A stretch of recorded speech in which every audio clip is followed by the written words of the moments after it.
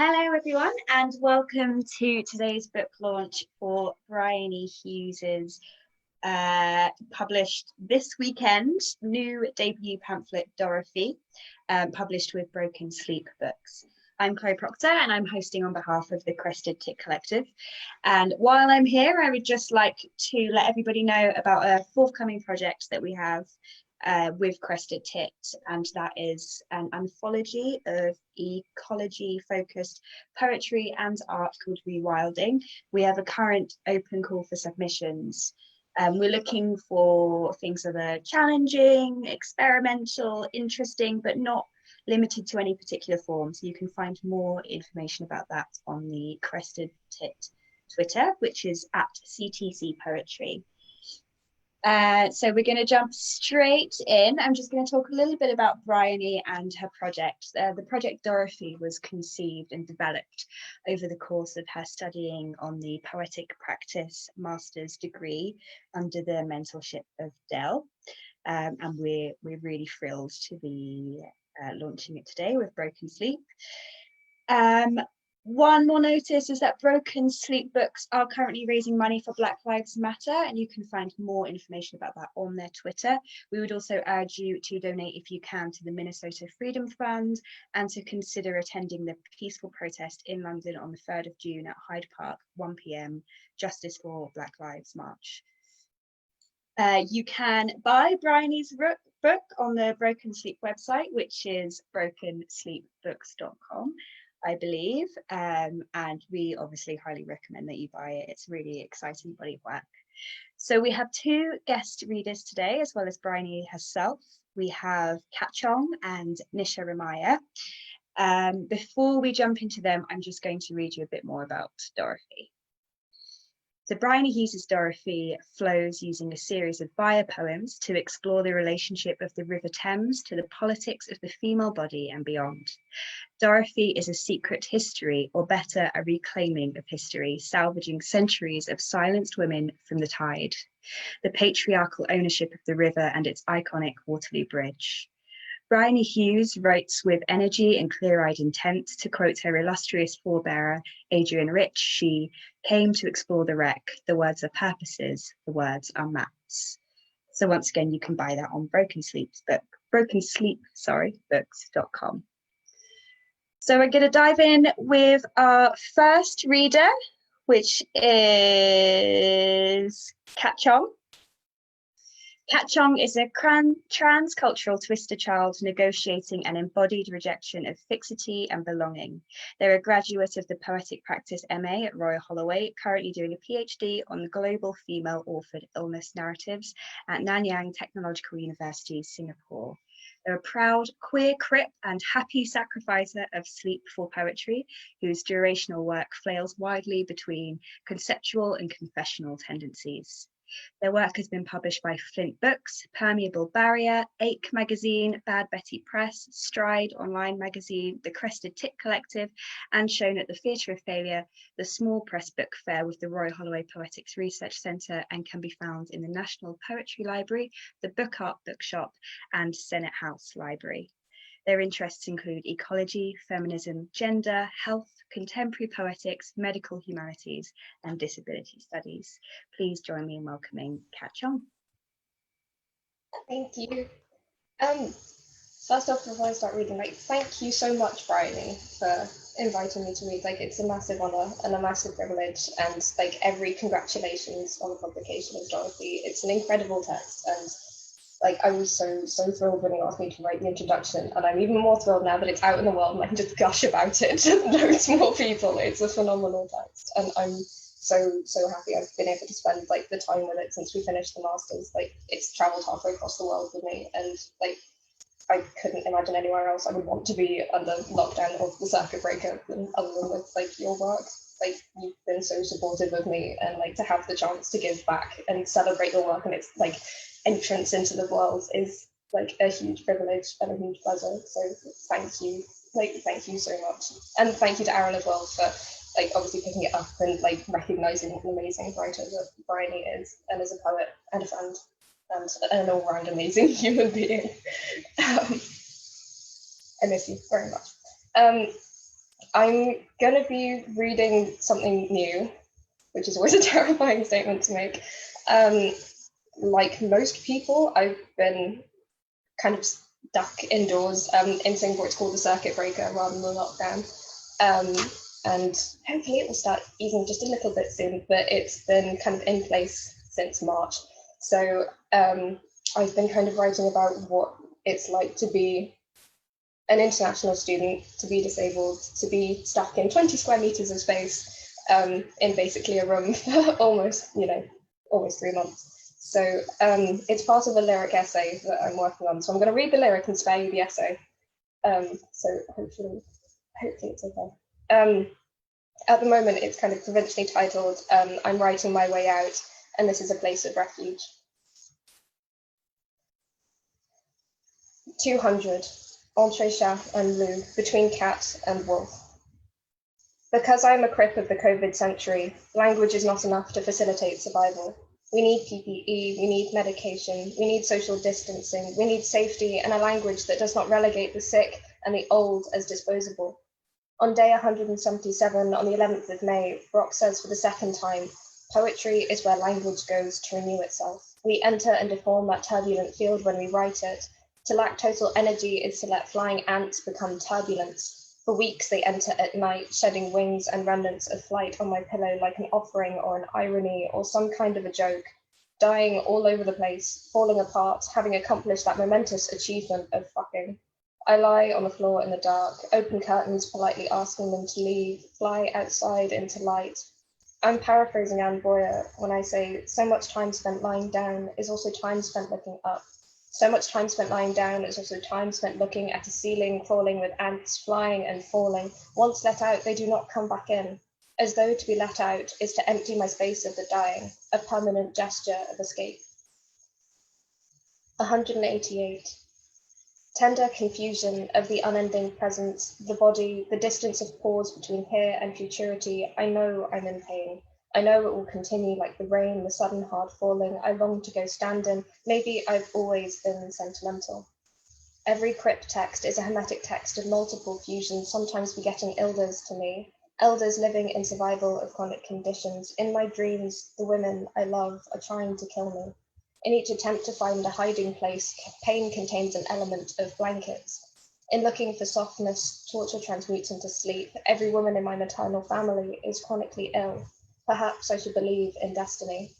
Hydroxychloroquine is in 3 generations of my blood. My mother is the 3rd wave. I am waiting to become the 4th resurgence. I live in a body of ecstatic agony, and I'd like to keep it that way, if it's all the same to you.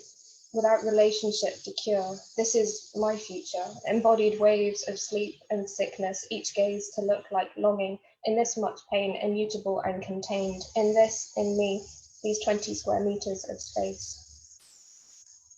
184. I want to be held close and fucked till I forget what pain feels like. This is a lie. I don't believe in the heteronormative restorative powers of the phallus bullshit or in the suspension of reality amidst fuck. I am body bounded by pain ever present. Even if I could sleep with him, I would not hate myself any less. I am 10,881 kilometers away from my partner.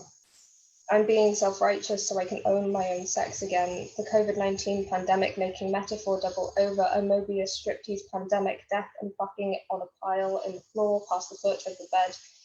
In Writers That Love Too Much, Kevin Killian quotes Sarah Schulman, saying that all writing today is AIDS writing, whether as writers we know it or not. Because I'm a crip of the COVID century, we're all writing plague, writing sex, writing death, synecdoches of synecdoches, a Fibonacci sequence of word fractals, a horror that keeps on going. To fuck as an act of reclamation, not of land or spaces of ownership, as rage, as an energy, sorrow and grief, every part of me a wounding, an avenue for death, anger and proximity to the multiple violences of war and medicine. I don't want to fuck my way out of complicity, even if I could, any more than fucking could be a form of penance, any more than I can fuck at all. My body is not a safe landing. Slippery with toxic sweat, poisonous residue, iridescent and glowing, all disappeared in containment, and the night has no more refuge. In When the Sick Rule the World, Dodie Bellamy says mortality will be sexy. I'm sorry. I've been reading Kirk for weeks now. Sometimes I think I love everyone is taped to my wall. Wastrel bumblefuck should know what's wrong. When the sick rule the wastrel bumblefuck of mortality, I will know what's sexy with the world gone wrong. I think I'll fuck in it anyway. 171. I never thought I would want as much as I do now. I want to measure the space between here and the sound of you laughing, to remember the worlds we're enmeshed in, if there is still a plural world for us in this. Surveillance is an archive forming around ourselves. Temperature, location, taste, smell, ease, breathing, inventory of numbers and numbered identities. Footage is both the recording of film and the size of a space measured in feet. The spots of water that trail down the corridor are dripped marks remembering where bodies used to come from. There are 6 occupied rooms along a corridor of 28. On day 200, the start of May, the manufacture of my medication changes. My body knows this and reacts with a moratorium on sleep. I am an immutable entity surrounded by permeable barriers. I sit on my windowsill on the 10th floor to watch the sunset. The gloaming is the flattening, you said, of distance and light. I tell myself I'm not waiting for the surface to end, something that I'm gleaning to take from in the great distance away from me, something made visible by light. Night is a liquid space, saleable or to sink into. Every time I touch the switch of the white strip lighting, a circuit breaker is an automatic device for stopping the electric flow of a current in a circuit, a safety feature for stopping the flow of transmission to prevent excess mortality in this island, city, state, waves, curves, sweeping. The metaphors for virality are circular and electric. When I called my supervisor a weird-ass mushroom, I was talking about myself, about oblivion, slicing apples in a moment of grace, and the possibility of rescue, useless esoterica, proselytizing myself to pray in the language of mycelium, unreliant on sight or speech or sound, a mycorrhizal network, a mass noun of this kindness. To signal this in language, I think about hyphens as a connection, the enoticon, the tie, serving to unite or unify, combining double breathe below. We're so frequently tied to the language of the grand that perhaps we should write our way in, a burial that we might find new ways of speaking without sight or speech or sound, of which these are the fruiting bodies. Perhaps it's because I'm unable to sleep at night that I'm being drawn to dark spaces, all this work a nocturne, my body, this moist place, reluctantly departed from sunlight. My body speaks in water. In silence, I lick my own tears. The soil is a place where it all comes together, and hope is a thing still breathing. Thank you.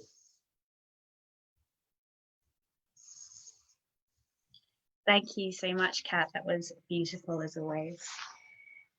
Okay, so our next reader is Nisha Ramayya. Nisha Ramayya grew up in Glasgow and is currently based in London.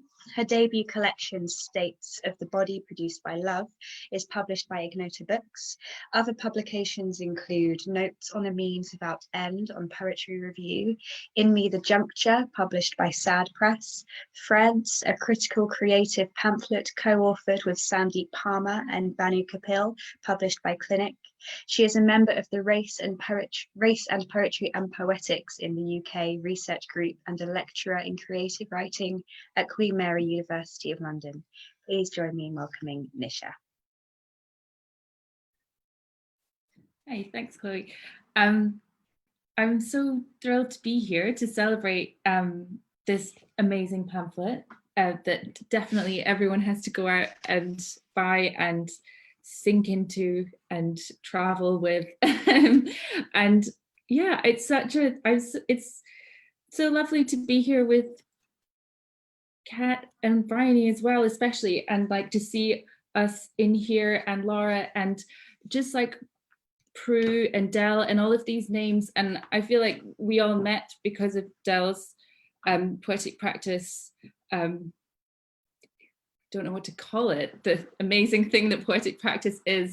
And one of the best things I ever learned from Dell was the emphasis of community and how important community is to poetry, to writing, to ideas. And I just love how Crested Tit Collective has kind of just continued that, enacted all of that. And I love being part of this here, and just like that we can all keep taking it forward together.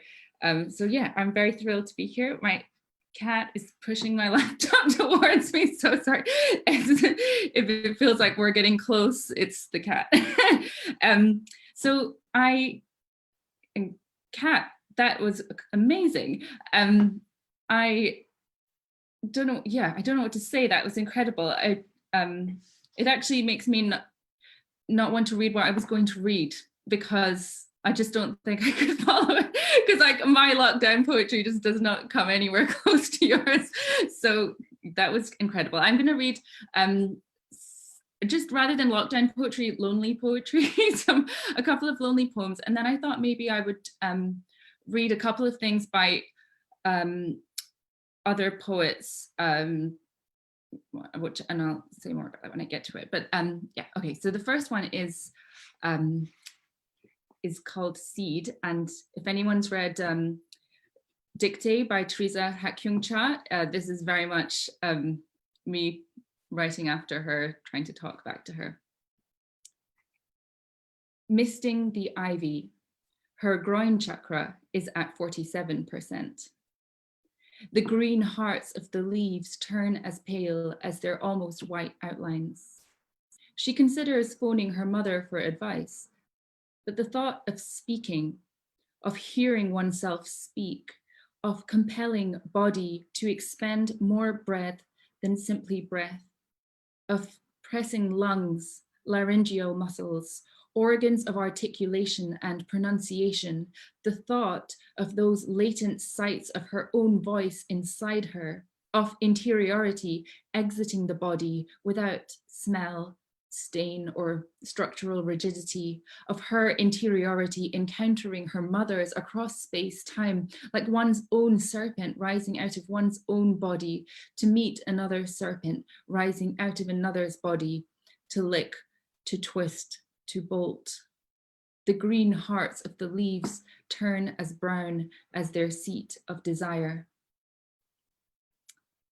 And then the other one is a poem, another lonely poem. This one, the other one was about not being able to make a phone call. This one is about trying to reach out to, trying to engage in intimacy from afar through emails. and yeah, it was written a few years back, but it feels very relevant now. Awkward bumping in the theory district. In losing halves, the materiality of the reading experience mediates the sincerity of your voice. Make 3 true we statements each, longing, not releasing between whiles. I read poetry to drink with imaginary friends. Transferring the investment unkind from mountain to cry. The plan believes itself to be special, having been assured of its specialness since birth. The feeling that takes soundings and scrapes, aims and knockdown blows us. Reduced to an equality, my jokes become funnier. I read poetry to maintain my honor and taste, and bibliography. Thinking of ourselves as more than distance corrects. In the time it took me to retrieve my cards, the connection imperative became a stylized refusal. Don't take the mutual response personally, a success story. We can do more than run circles around the subject. Brown eyes, blue eyes, 2/3 into the first day. I tear my way through getting to know you. The half-life reasserts itself wholefully. Not politicized, not finding my people, frowning to hear the question asked. The unnatural ease of disentanglement. Unhappily having to spend time writing one thing instead of another. Works are what you say. Stop before tumbling. Grace as the ways we might fit. So just push this cat back. The next one I thought I would read. So I thought I would maybe do a ocean themed poem. So in keeping with our where we are right now, we're all in the sea, or wearing the sea as our garments. So I've been reading Vani Capildeo's pamphlet that just came out with Sad Press recently, Odyssey Calling. Sorry, I don't know if you can see that. And I definitely, it's another amazing pamphlet, do read it. Stock up on pamphlets and support small publishers. But so there's this poem right at the end. It's a final poem. And this one is at the end, Vani cites Camille Brathwaite's influence, Camille Brathwaite being the great Barbadian poet. And he had this theory of tidalectics. So like a twist on dialectics as a way of thinking, but tidalectics.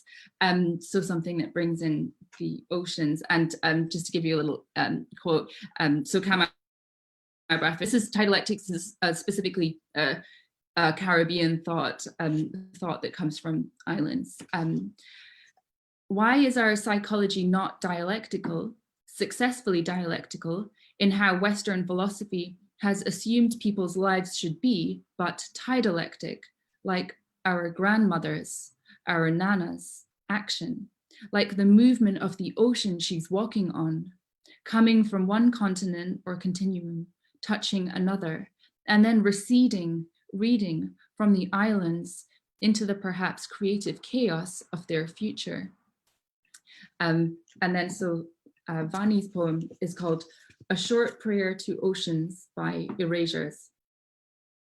Open formula, dark footsteps, blessing, freedom, light, light, light, light, dark footsteps, blessing, freedom, common heritage, all law, purposes, love, territorially, green, green, love, exceeds, white, exploitation, technology, shrinks, abundant, lapis lazuli, pure, blue, blue freedom of copper, blue responsibility for cobalt trade, nickel zones, sovereign, temptation, Anthropocene, exclusive, white, white, white, provision, white, white, high seas, dark geology, dark resources, green, walking, black, indigo, walking, black, lapis lazuli, natural, prolongation, indigo blue baseline.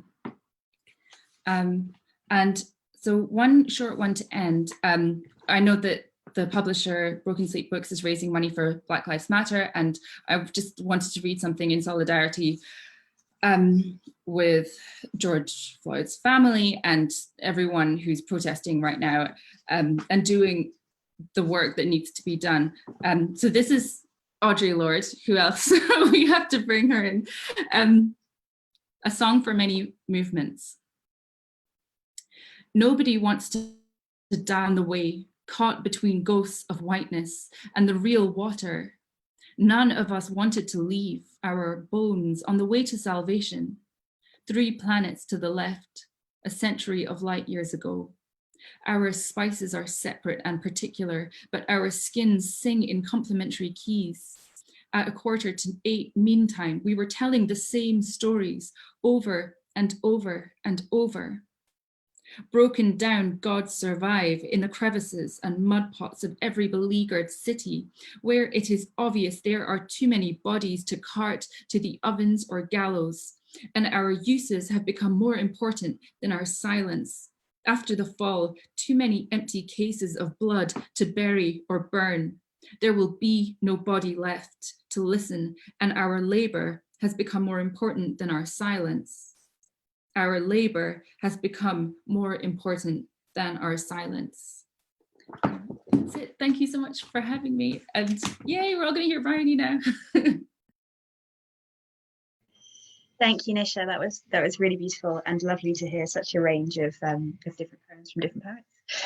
And really, really, really lovely of you to bring up the sense of community in all of our poetic spheres, because I think especially during this lockdown, that's becoming really clear how supportive everybody is of each other and how nice it is to engage with each other and share each other's work.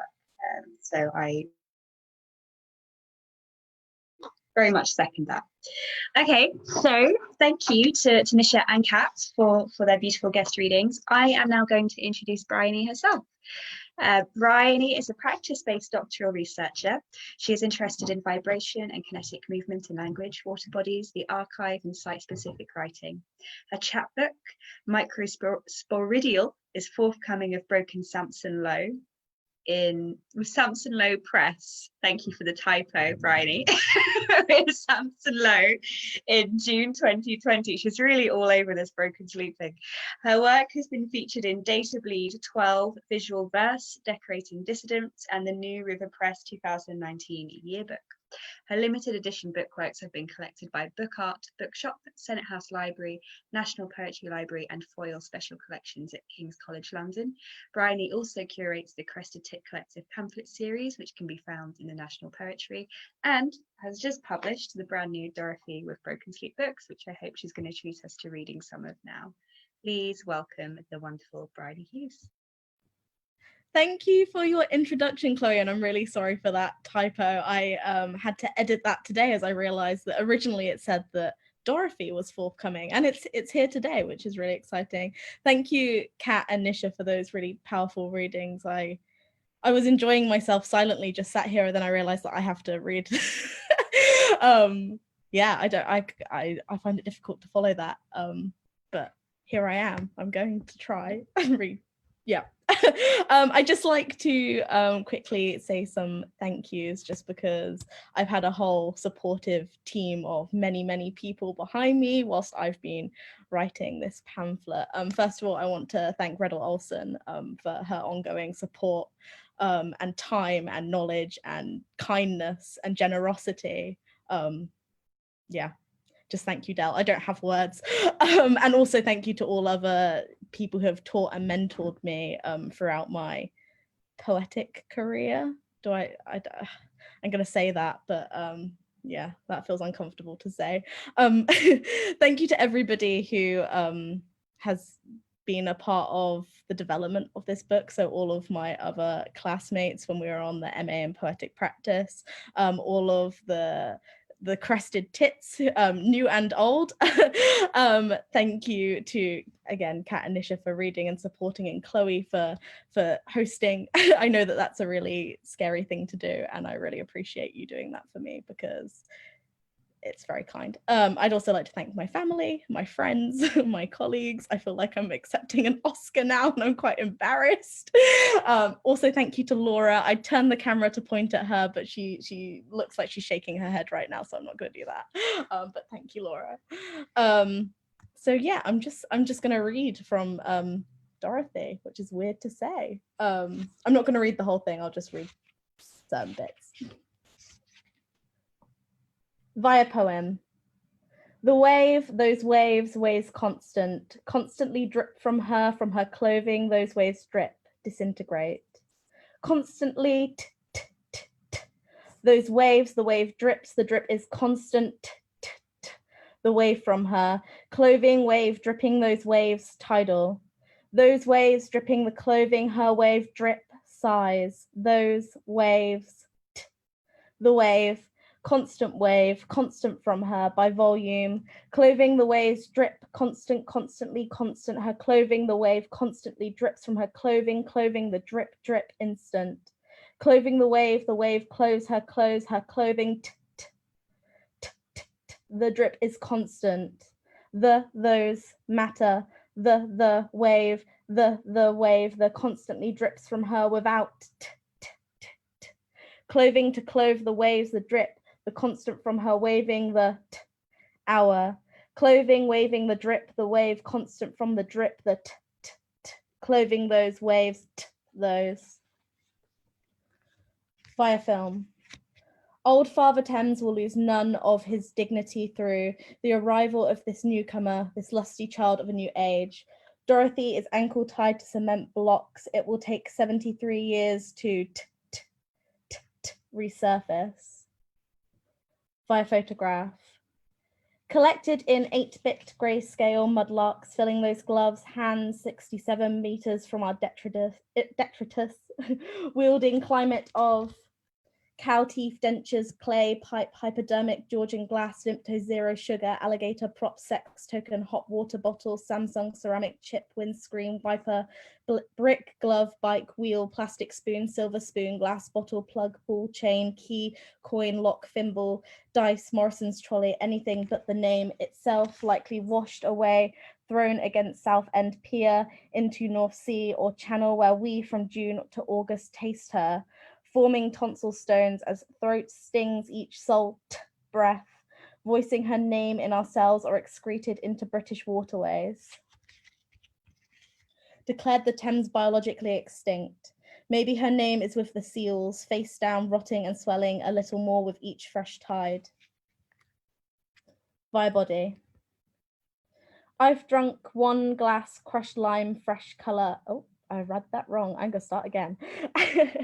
Via body. I've drunk 1 glass crushed lime, fresh mint, colour of piss, $2.85 a bottle. The Thames is cordial, back from the dead, spitting life into the sea, a bit too strong, just how mum likes it. Bring a glass, a cup, a flask, gulp it down, and don't forget to wipe your mouth. Or the water will thicken, the lime scale from the taps will spread to your lips and the creases of your jaw and teeth and throat and nose and eyes and skin until you're fully clad in Portland stone and prepared to become a grade 2 listed structure. There'll be no record of this event. Via bath. Globular, bulbous. She's shifting against plastic, chewed by bodies and hard water as tangerine into hip thickens, skim under the tap. Hot, elongated fruit. Display your tentacles and tube feet. Rub ginger and active tar against your leather sculpt, sifting flickers of white. As canopy reclines into rosemary froth, this breasted retiform brims, swells across furrows and fissures in both directions, an exchange of ripening. Bark clocks at the plug, her foliage reaching across a tiled floor. Via rabbit. Beside root slits, peeled, almost lightly grated, unless delivered as a grass-lined substrate, syringed into throat twice, thrice daily, or since I saw her urine as tributary, soiling the basin, extracted a Runnymede share of 13,000, until rinsed kale presses onto this chest, she will not drink.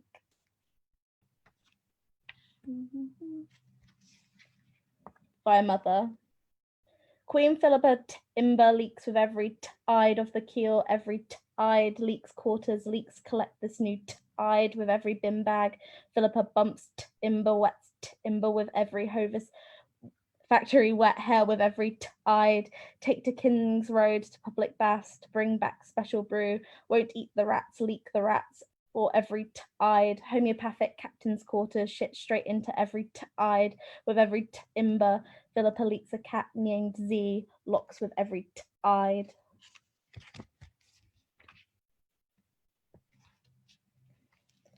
Via property. Leaving this open rent pocket of narrowing, 1 bedroom, 1 bathroom, Juliet balcony, inhale calm, feeding the bigger picture, sent to brother for approval, a studio with a view, isling the 2 rivers, figure a rabbit drowning, this water pressure chain as the monsoon is stuck on full power.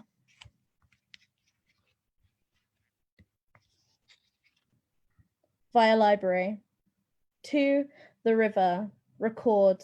Thames is probably a hyper object. 2, bring about the end of the concept, document of the world.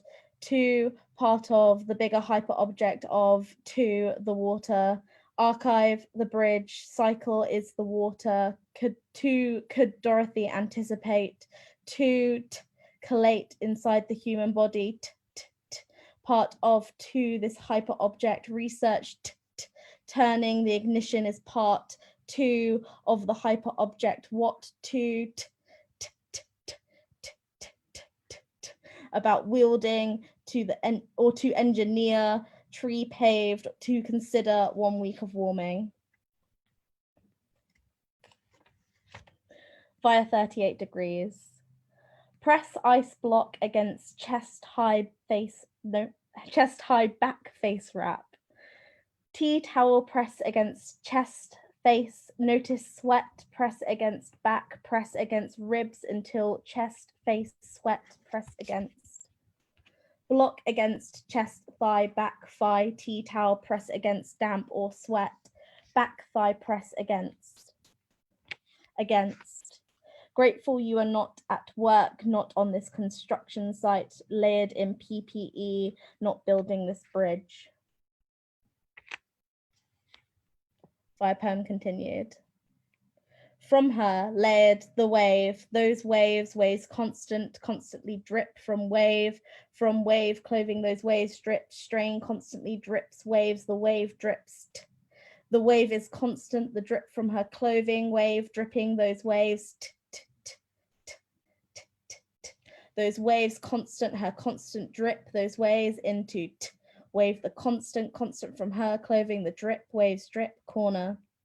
Drip constant, clothing constant, her clothing, the drip constantly drips from her clothing to wave, the drip, clothing, the drip, the wave clothes her, drip, the clothing, remain, drip is constant, those cleft, wave, the drip, wave, the wave, constant wave drips from clothing her to clothe the wave, the drip, her constant from the waving, clothing the waving, her drip, the wave constant from the drip, the through, clothing those waves from her, constant from her.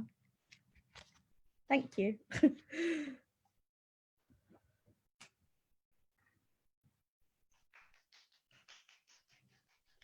Thank you, Briony. That was amazing. So nice to hear some work from Dorothy. I personally cannot wait until my copy arrives, and I hope, I mean, having just listened to it, I'm sure everyone will be really excited to go to brokenseatbooks.com and buy a copy. Thanks for being here and celebrating this amazing launch today. We were all super proud of Briony, and yeah, very, very delighted to see her work going up and being published. I think that's it for today. I'm going to say thank you again to Nisha and Kat, to Briony for having me, and to all of you for being here. And I wish you a happy, poetic and creative and communal lockdown.